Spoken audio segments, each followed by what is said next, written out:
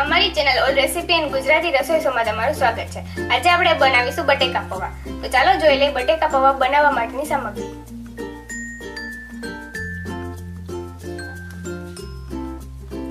આપણે અહીં લીધા છે બાફેલા બટેટા, પલાળેલા પૌવા, ચીણી સમારેલ ડુંગળી, સમારેલ ટમેટા, સમારેલ કોથમરી, તળેલા બી અને વઘાર માટે લીધું છે લાલ મરચું, ચીણી સમારેલ લીલું મરચું, મીઠો લીમડો, તમાલપત્રના પાન અને ખાંડેલું આદુ।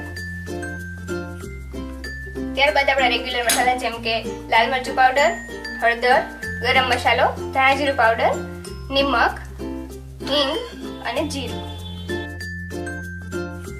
તો ચાલો શરૂ કરીએ બટેકા પૌવા બનાવવાનું। સૌપ્રથમ આપણે એક કઢાઈમાં તેલ ગરમ મૂકીશું।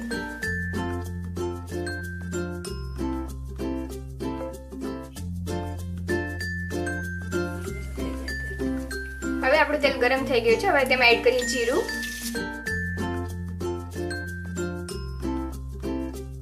ત્યારબાદ એડ કરીશું હિંગ। હવે આપણે તમાલપત્રના પાન એડ કરીશું, થોડા મીઠા લીમડાના પાન એડ કરીશું। હવે લાલ મરચું એડ કરીશું અને તેને હલાવી લઈશું।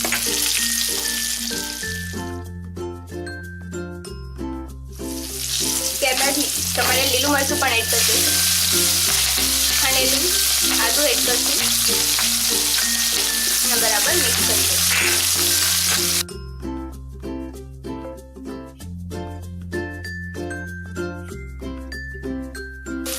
ત્યારબાદ આપણે ડુંગળી એડ કરીશું। ડુંગળી ઓપ્શનલ છે, જો તમે ન ખાતા હોય તો તમે એડ ન કરો તો પણ ચાલે।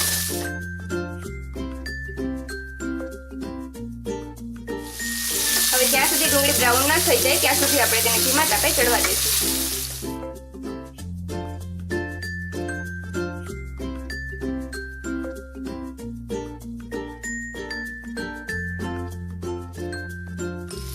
વચ્ચે વચ્ચે હલાવતા રહેવાનું જેથી ડુંગળી બળી ન જાય।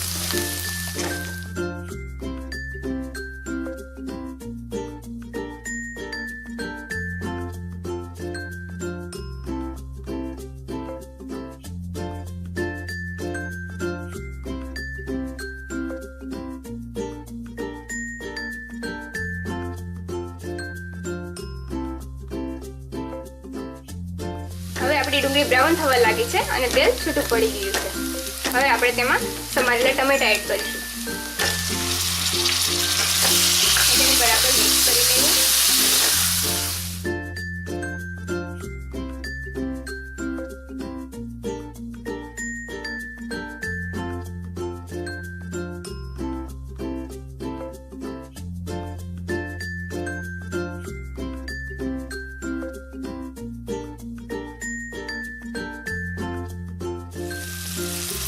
જોઈ શકો છો કે ટમેટા બરાબર ચડી ગયા છે। હવે આપણે તેમાં રેગ્યુલર મસાલા એડ કરીશું। હવે આપણે એમાં એડ કરીશું હળદર,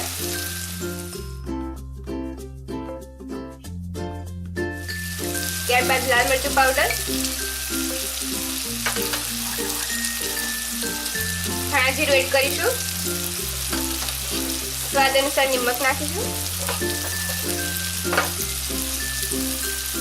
આપણે બાફવામાં પણ અહીં નિમક લીધું છે એટલે એ પ્રમાણે નિમક એડ કરીશું। ત્યારબાદ તેને સરખું હલાવીને મિક્સ કરી લઈશું જેથી મસાલો બરાબર મિક્સ થઈ જાય।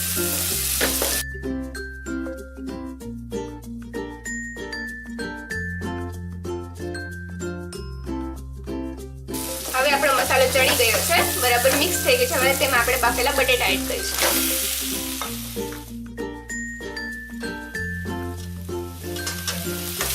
તેને સરખી રીતે મિક્સ કરી લઈએ।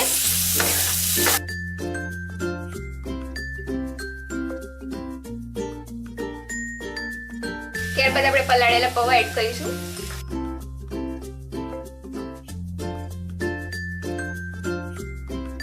અને પૌવાને સરખી રીતે મિક્સ કરી લેશું।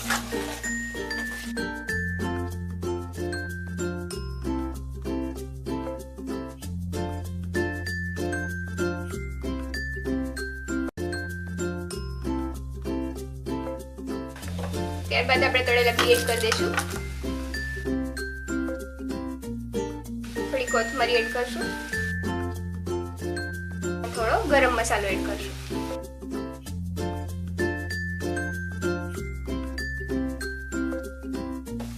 તો તૈયાર છે આપણા બટેટા પૌવા. હવે આપણે એને સર્વ કરવા માટે એક પ્લેટમાં કાઢી લઈશું. જો તમને અમારી બટેકા પૌવાની રેસીપી પસંદ આવી હોય તો અમારી channel all recipe and Gujarati રસોઈ શોને લાઈક કરો, શેર કરો અને સબસ્ક્રાઇબ કરો અને બેલ આઇકન દબાવવાનું ભૂલશો નહીં. Thanks for watching.